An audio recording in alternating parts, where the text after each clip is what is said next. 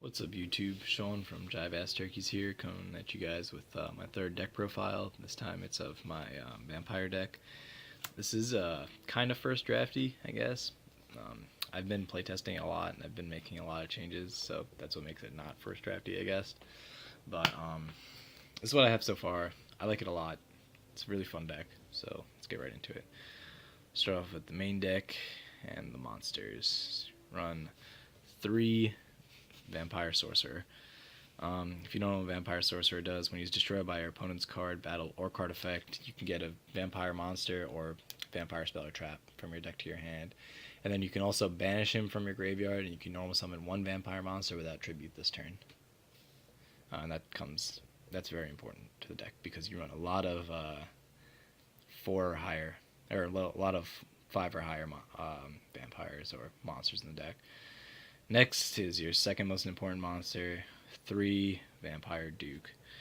What Vampire Duke does, well, first of all, he's level 5, so this is the first one, the first of your tribute summoning vampires. What he does is when he's normal summoned, you can target a dark vampire in your graveyard, special summon it in face up defense position.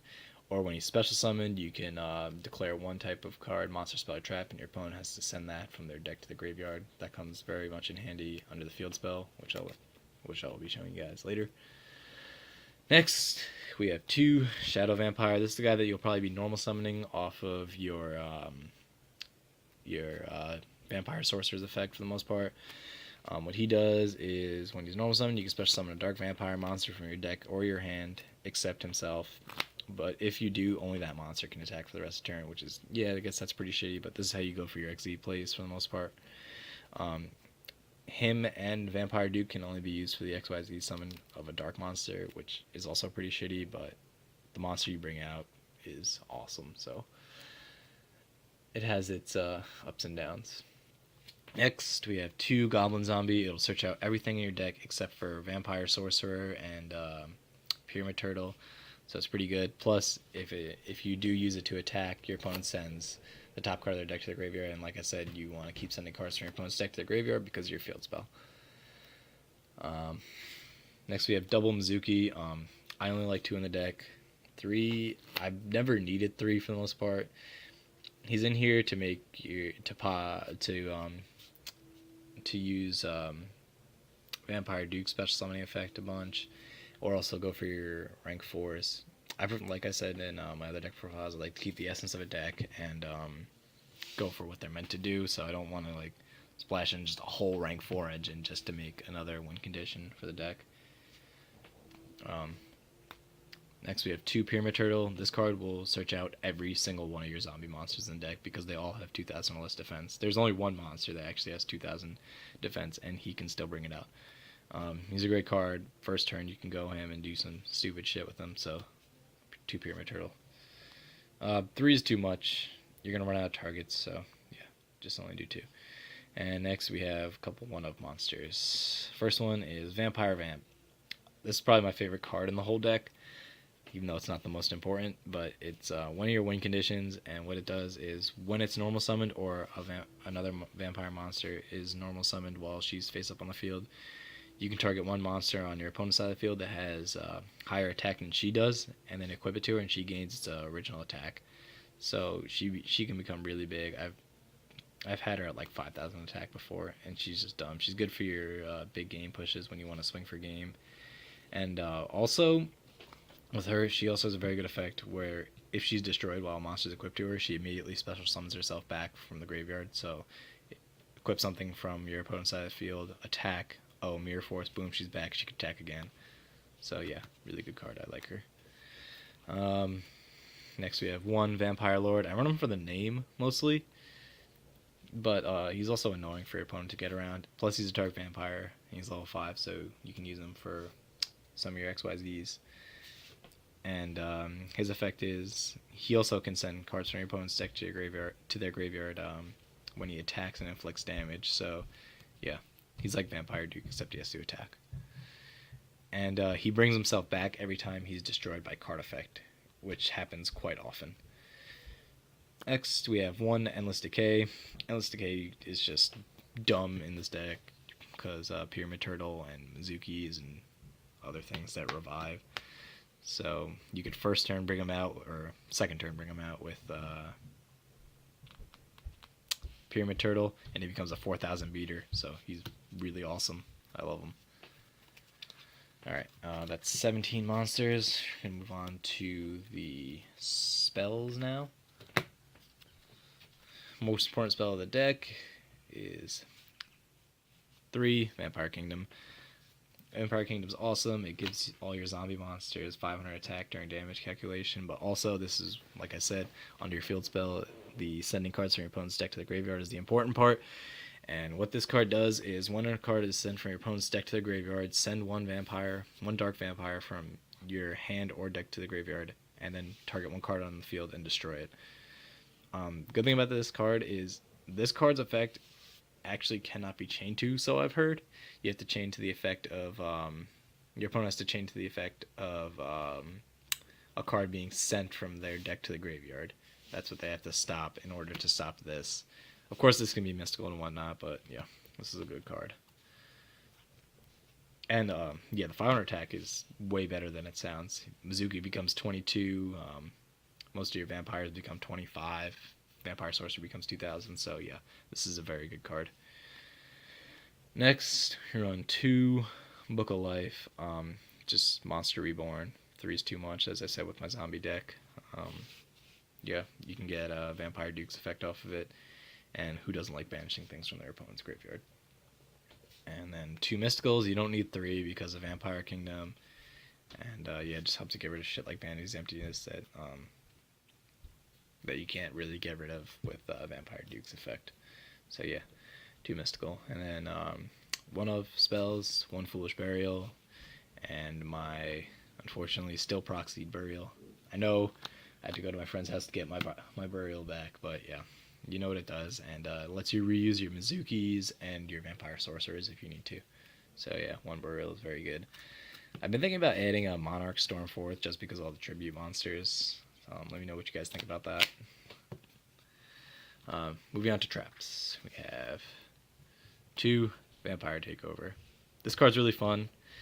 What it lets you do is if you have no card in your field card zone and all monsters your opponent control, or all monsters you control are zombies, you can activate a Vampire Kingdom directly from your deck, and then you can also special summon a Dark Vampire in your graveyard and face up defense.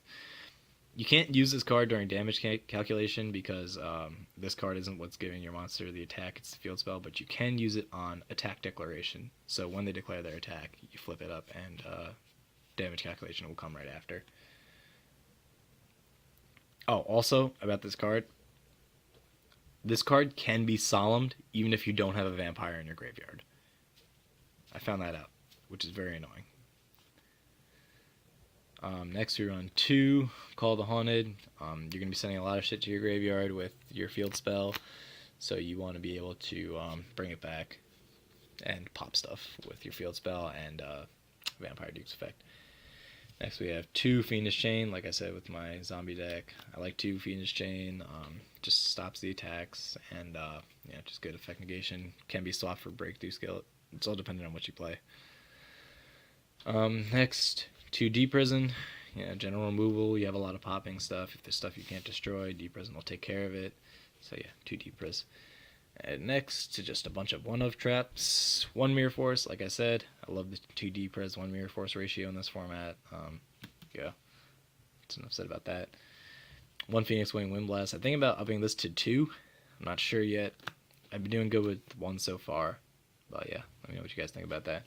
And then we run the big 4 traps in the form of Compulsory, Torrential, Solemn Warning, and Bottomless. I know a lot of people are taking out Bottomless and Torrential because there's a lot of shit that can't be destroyed by them.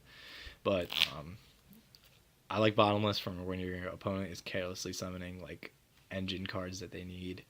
And Torrential is honestly in here for my own use because you don't even mind wiping your own board with it. Because vampires, zombies, they're going to bring themselves back anyway. Another thing about the main deck, I think about adding Vampire Grace. She's the 6-star, and she's the one with the fat ass that you could sit on. And you pay 2,000 life points to special summon her back and send a card from your opponent's deck to the graveyard. I don't know about it. 2,000 life points is pretty steep, but it could be good in this deck. Plus, you're always going to need the names under your field spell. So let me know what you guys think about that also. So moving on to the extra deck.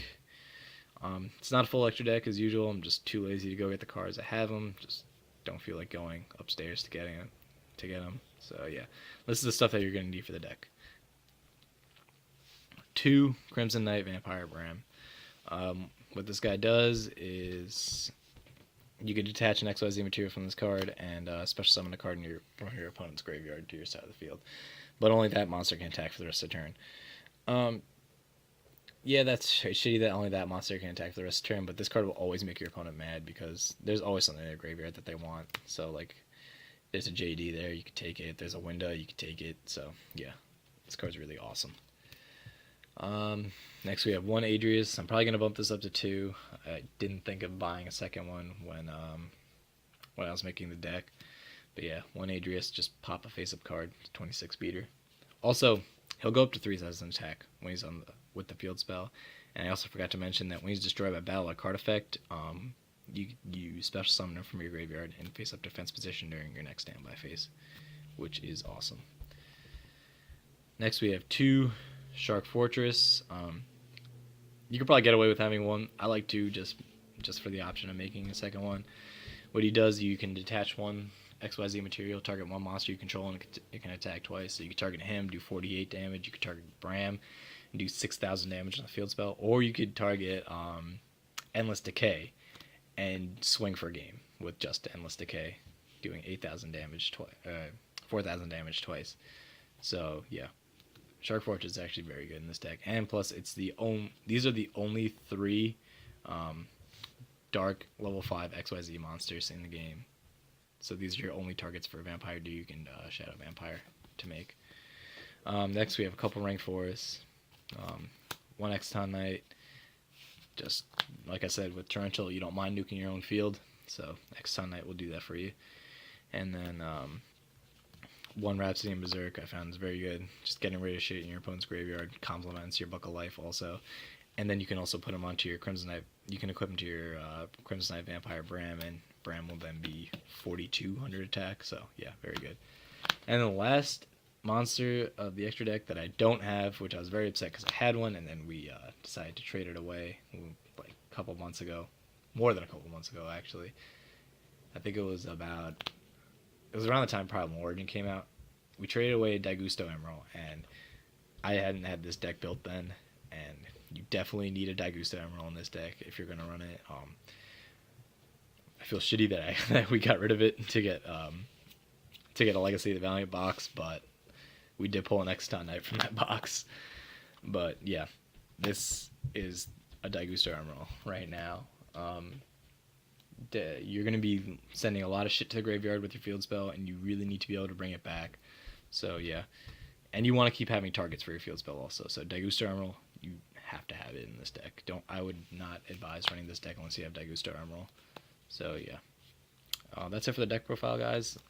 Let me know what you guys think in the comments below, or send me a message. This deck still is very open to changes and stuff, so I will not chew your head off if you say like, oh, this is shitty or whatnot. Just let me know, and like, comment, subscribe as usual. I'm going to start getting away from the deck profiles a little bit. I was just uploading these few deck profiles just as something I kind of have on the channel, and just stuff I like to show people what I'm doing for the format and stuff. I'll probably put up a video about the new format. I mean, personally, I don't really care about it, just letting you guys know now. But yeah, that's it. Sean from Jive Ass Turkeys, signing out.